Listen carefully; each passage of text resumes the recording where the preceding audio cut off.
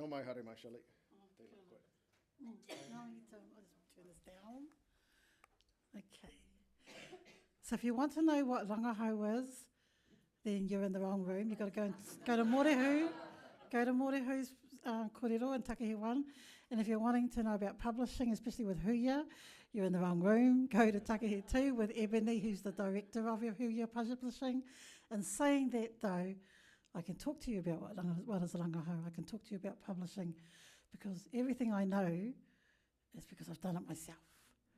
And if that's the only thing you leave here with today, is that the only way you get to know what Rangahau is that you have to experience for yourself, then I would have done my job and I'll be really happy. So I'm not here to tell you what anything is. I'm here to share how I started on the journey. And aroha mai for those who saw the beautiful pretty slide behind me and thought you were in the wrong room. This is about launching your Rangahau career. And so a couple of weeks ago I had the pleasure of presenting my doctorate kaupapa for the very first time at the Ngāpai conference, and this was my kaupapa. They only had the whakamana stream that I had to go into, but actually for me, Māori single parenting is an expression of rangatiratanga, more than whakamana. So I wanted this here because it's part of my journey. The second thing is that, so someone once described me as a little brown girl from Tokoroa. And he said that to Dr. Ranginui Walker. It was really embarrassing. But then Dr. Ranginui Walker said to Bentha Moore here, this girl's not bad, for a little brown girl from Tokoroa. And I was quite proud. And so I am from Tokoroa, raised in there for many, many years, had whānau there. It's a beautiful place to raise your children when they're young. When they get to high school age, you need to move. You need to move out of there and you need to find bigger places so they can see that there are bigger dreams and aspirations than what that small town contained. But for young whānau, it was beautiful. Just down the road from Hamilton, just down the road from Te Awamutu. So I knew nothing about Rangahau. I had completed a bachelor's at primary teaching, Rumaki, at Waikato University, and I couldn't get a job in a primary school after I got my tohu. And I thought, okay, this is not working. And someone said to me, there's a reliever job going at Patararu High School. They need a whānau tutor.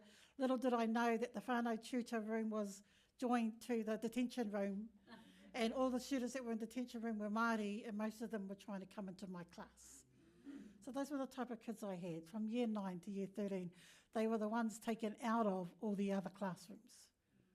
And yet we were supposed to be a rumaki class. Barely any of them had gone through koanga reo. So I learnt some really important things at that time.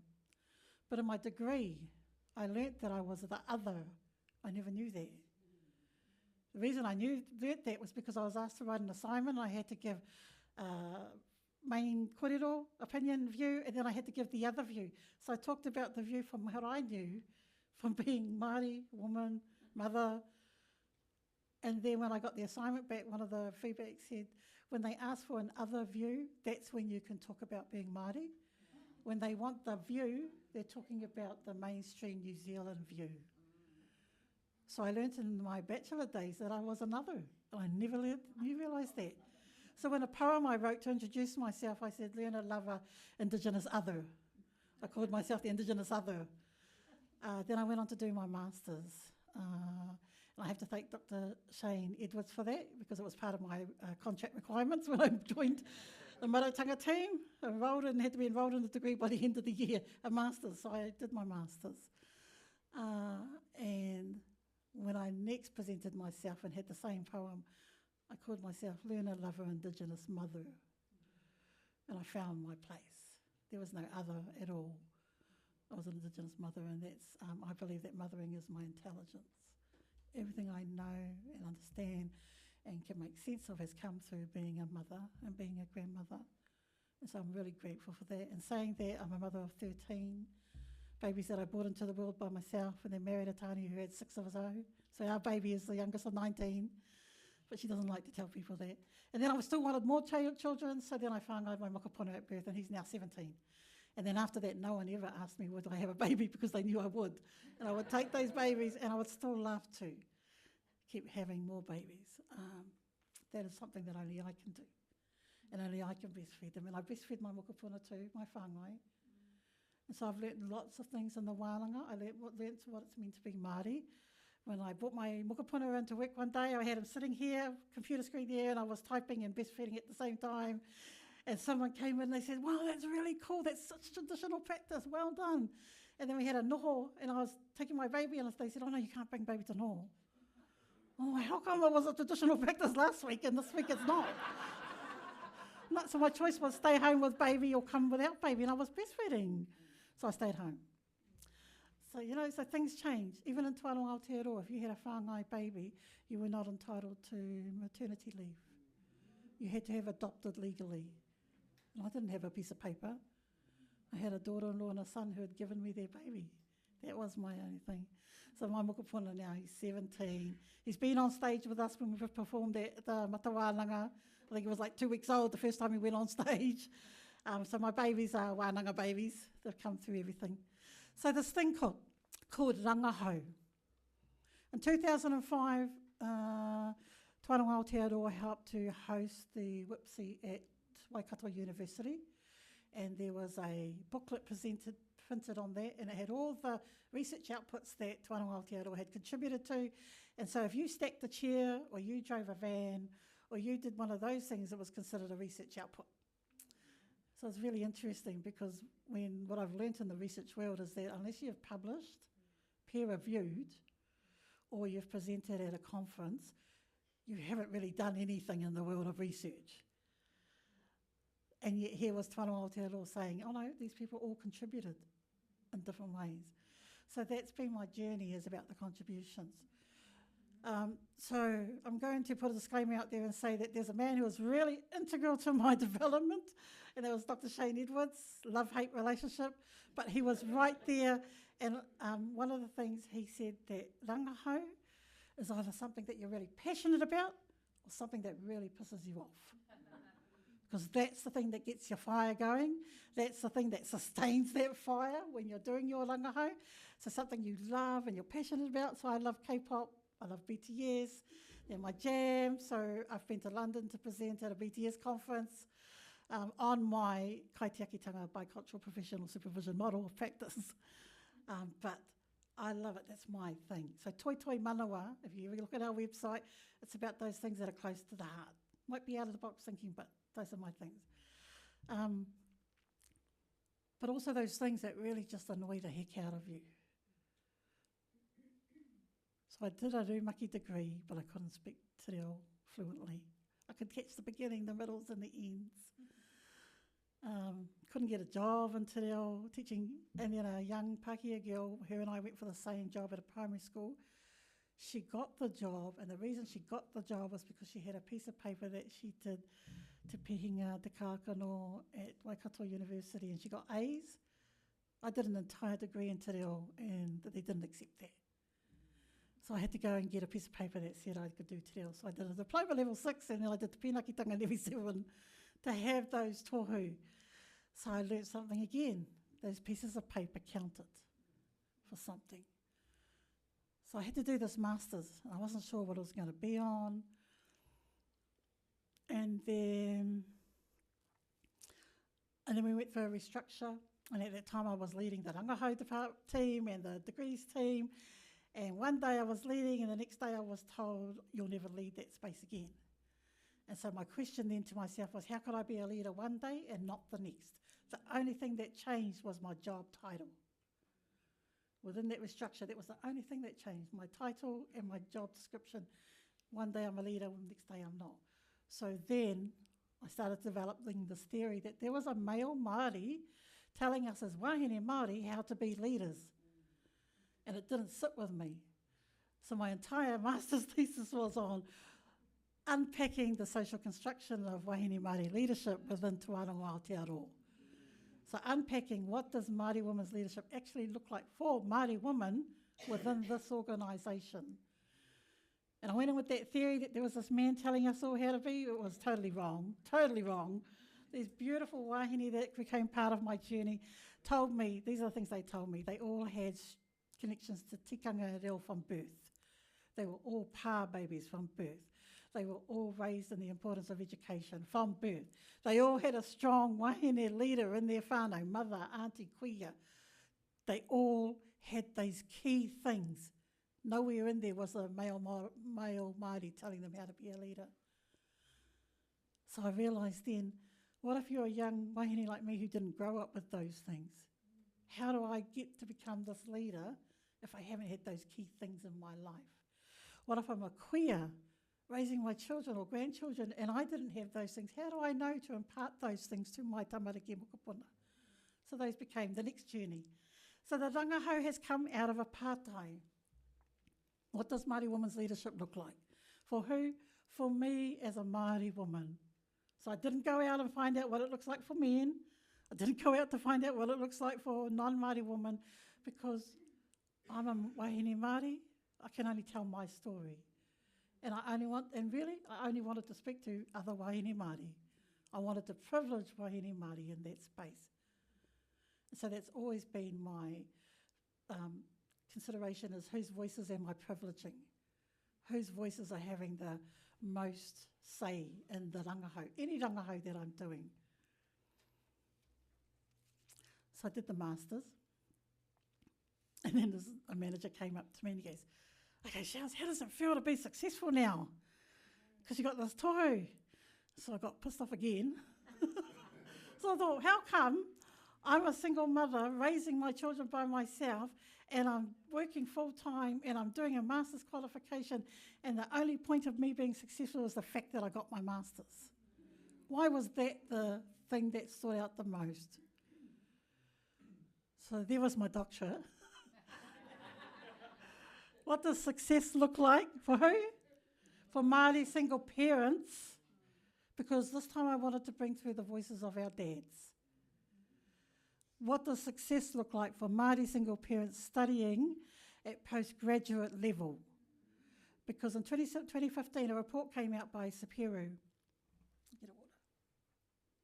And that report had all these definitions of all these placeholders for where Māori single parents were sitting. And it's like quite low down in the hierarchy, in the social ladder scale. But for Māori single mothers particularly, if you are a Māori single mother, then you are most likely to have multiple children to multiple fathers, suffer from mental illness, be unemployed and unemployable, undereducated or uneducated, and be living in a transient lifestyle. So those are the key markers or signposts that said, this is what a Māori single mother looks like in New Zealand. And yet here was me, a Māori single mother, raising my children on my own, working full-time, just completed a master's qualification, starting on a doctorate journey, and they were trying to tell me who I was. But I didn't fit that in a mould, and I didn't want to be in that. So I wanted to ask other Māori single parents, what does success look like for them? Because, you know, I used to walk around at head office and I used to say, oh, you've got all these children, I want at least half of them to get a degree, because I believed that getting a degree would open a door, because it opened a door for me. So I wanted the doors to open for my children. And I thought, you know, I was really bold back then and brash, boasting about all these children who are going to get degrees. Oh, wow, I didn't realise there was a lot to that journey. So my Rangahau journey has always come out of something I've been passionate about, or something that has really, really annoyed me. And I want to know why, and I want to know who said. And I want to know how come someone else gets to determine for me what is best for me. And in our wānanga, that happens sometimes. And that's part of being a critical thinker, not a criticism, not about criticising. It's about thinking critically and asking, well, hang on, who's saying this? And what's informing what they're saying? Are they being driven by other motivations that aren't actually anything to do with me? There was a research carried out at one of our campuses, and it was about the use of vans. So the driver was trying to cut costs. Wānanga needed to save money. So they did some research about whether the vans that our students were using, staff were using, were still needed, or could we get rid of the vans? Because we used to have lots of vans. So the ones most impacted by those vans were our tauira and our kaiako. So they did the research when the tauira were on a student break. And they interviewed all those people, and then they determined the vans are not needed. And then you saw our vans disappearing. And yet we still had all these tauira that had to get to noho that didn't actually have a waka to get to noho on. And so that's the way that research can happen in lots of different ways, and there's always a driving, motivating factor behind it. So that's also part of your journey. What's driving you? What is driving the rangahau that you want to do? If it's to prove a point, that was my master's. I was going to prove a point. I was absolutely wrong about that point, so I learned a good lesson around that. But if that's what's driving you, then go with that. If you see that something is not right in the organisation, in your whānau, in your community, then that can be your driver. Because your question might be, what's not right with this picture, and how do we resolve this? How do we put in a solution? How do we work through and navigate this taukumikimi, this tension that's sitting there? So, passion or pissed off. Those are two things. And pātai. You need a pātai. Quite often you'll say, what is your research question? Well, pātai is much more than a research question. Pātai. And someone asked me, the wete reo people asked me, did you look at the notion of pā and tai? And pātai, and what those mean? Because pātai has a different wairua, a different mauri, a different energy to a research question. Just like hui has a different energy to a meeting, and wānanga has a different energy to a focus group. So you choose, again, for me as a Māori, I had to choose which whare I was going to walk in. Whare Māori or whare non-Māori, tau iwi ke. And so if I was going to walk in the whare Māori, then I wanted to be pono to that. So I struggled in my Masters, because a Masters is really about learning the skills of doing research. They're not so much interested in the research itself, they just want to know that you know how to do the skills of research, literature review, research proposal, interviews, all those sorts of things, ethics. In a doctorate, though, you get to really follow your heart. So anybody who ever gets the opportunity to do a doctorate, please do. Do it for the mere fact that you can, that you want to, that you have something to contribute, that you have something to say. Think of it along those lines, rather than it's a qualification, it's a step up in the social ladder. That's not the world that we always walk in, so think about that. So me, during the doctorate, my children grew up in violence. So they saw their mother being beaten. And Ripaka Matepau talked about her soul parenting masters that she did, and she shared some of the kōrero that some of the single mums had mentioned, being threatened, their lives being threatened, the lives of their babies, their unborn babies being threatened by their partners. So that was my life. The Once Were Warriors, that's been a big part of my life, that movie.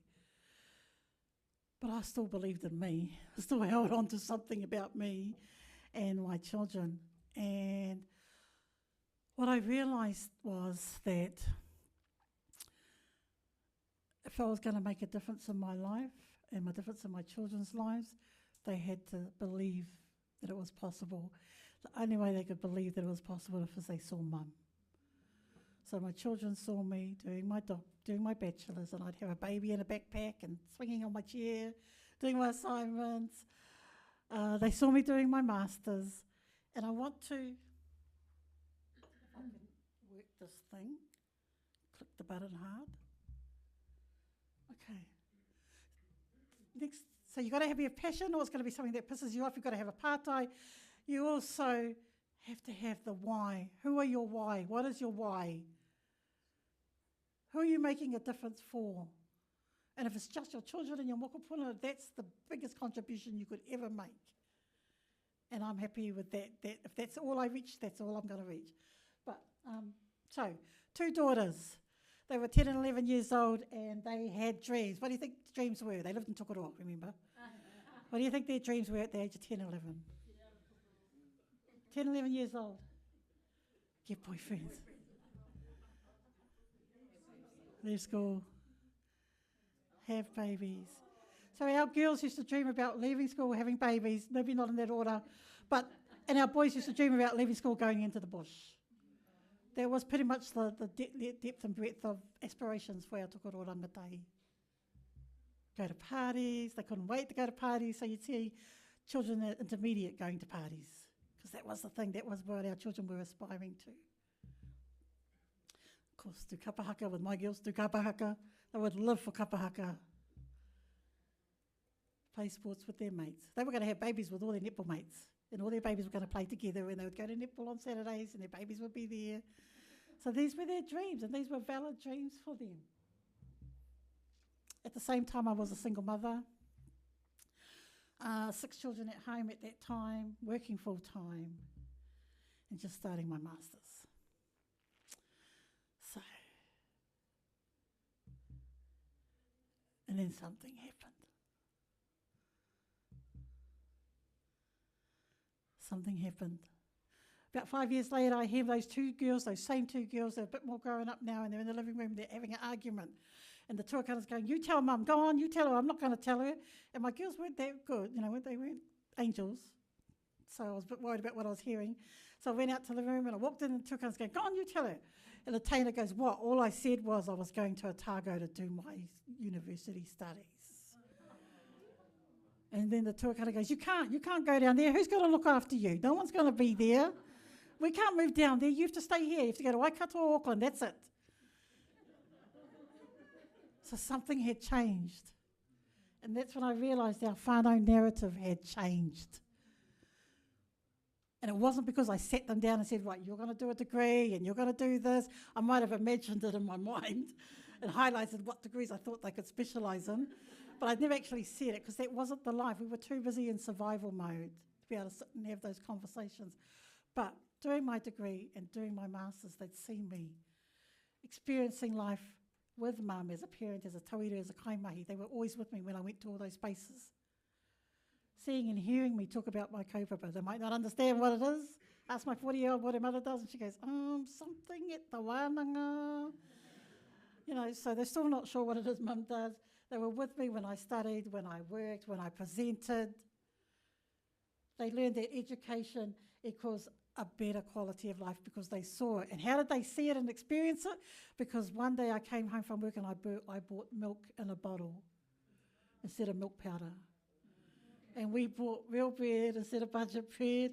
And instead of buying the margarine in the big containers that you shovel out into the bowls, we had real butter.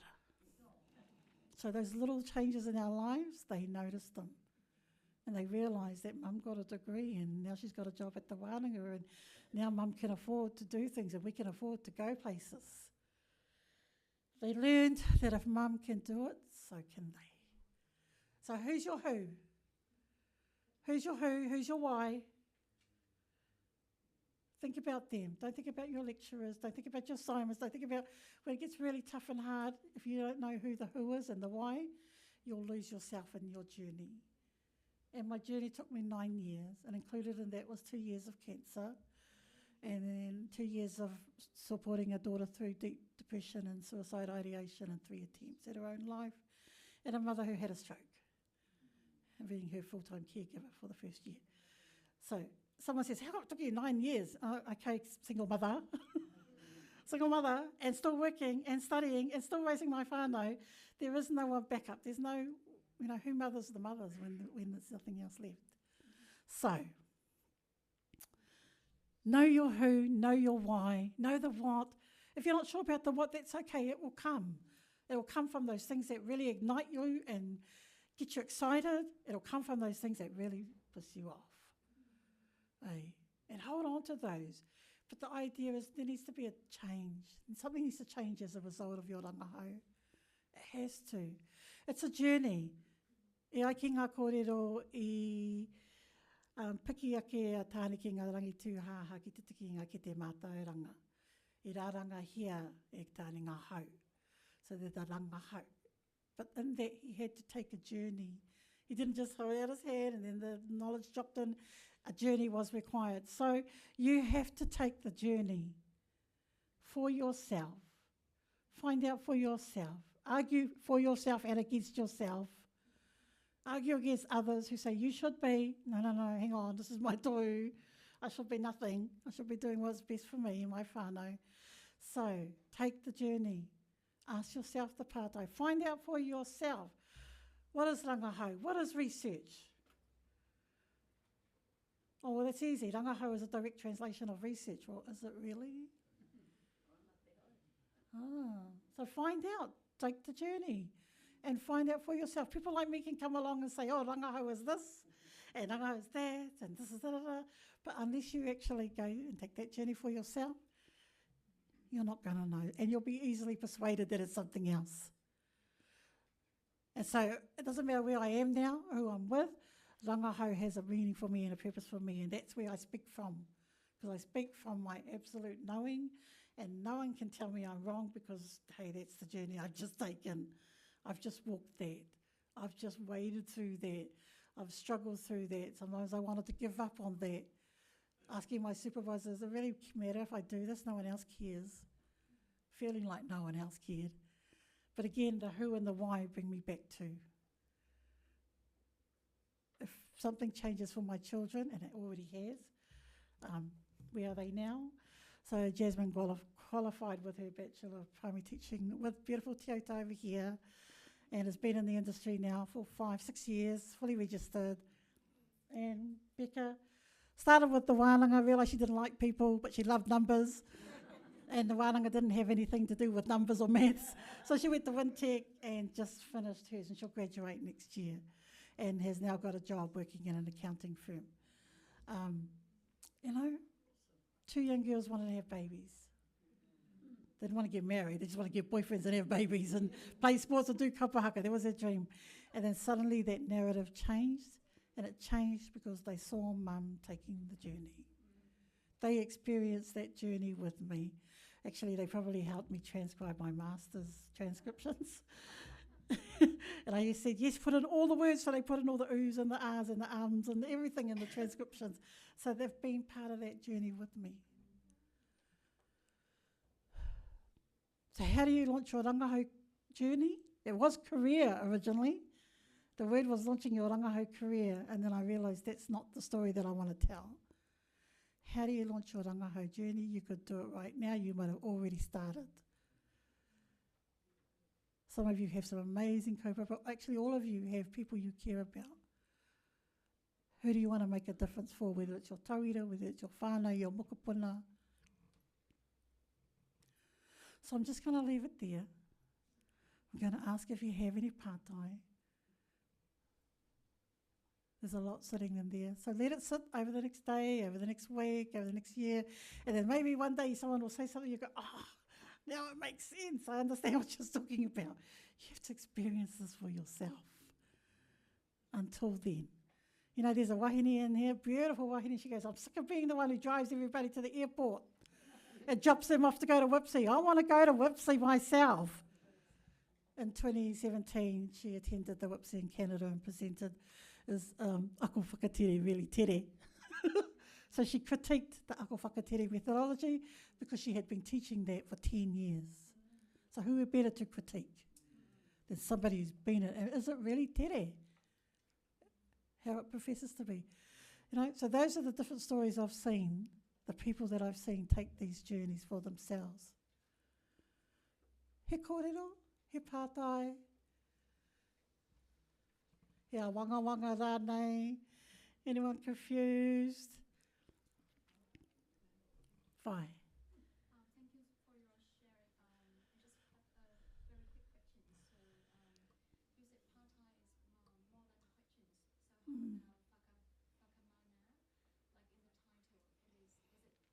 So how about whakamana, like in the title, is it more than empowerment? Yes, because some people don't like the word empowerment because it assumes you don't even have that to start with. Even the notion of whakamana assumes that someone doesn't have mana and you're trying to cause them to have mana. We all have our mana. And so whakamana is a notion that some people subscribe to and some people don't. For the purpose of that conference, that was the theme that I got put into, which was whakamana. But in my head, I was thinking rangatiratanga. Because at the end of my journey with all of my kaituku, the beautiful parents who shared with me, 4 tāne and 6 wahine, mums and dads, single mums and dads, it came down to rangatiratanga, about us learning to be the rangatira in our whānau. Because we were the only ones leading and guiding our whānau, taking them where we wanted them to be, where we thought was the best place for them to be. So rangatiratanga in that sense. Someone said, oh, you should have done mana motohake. And I said, no, it wasn't about that. That's not what the parents told me. They didn't mention that word once. But what does success look like for Māori single parents studying at postgrad level? You'd be surprised that many of them said happiness. Being happy. For me, it was getting my daughters to adulthood without being sexually abused, for my boys to adulthood without committing suicide or being incarcerated or becoming abusive fathers and parents themselves, partners. So that's my tohu for success. And there is no measurement for that. Hey, so, yeah. So the kupu kupu Māori have a whakapapa. Follow the whakapapa and see where it takes you. Just like Rangahau, follow the whakapapa and see where it takes you. Find your own way back and then find your way forward again and build your own understanding as you come forward. Another pātai? We might just have to cut off the pātai, Okay. sorry to be the wet blanket of this. Oh, I said I already had goosebumps, I already had tears today, and this one was so powerful. I think you'll all see why Shelley has been just so transformative for me and for our whole team, and I think for many in this room as well. Just an amazing kōrero. And if that doesn't spark an interest in Rangahau, then I don't know what will. But thank you so much, Shelley.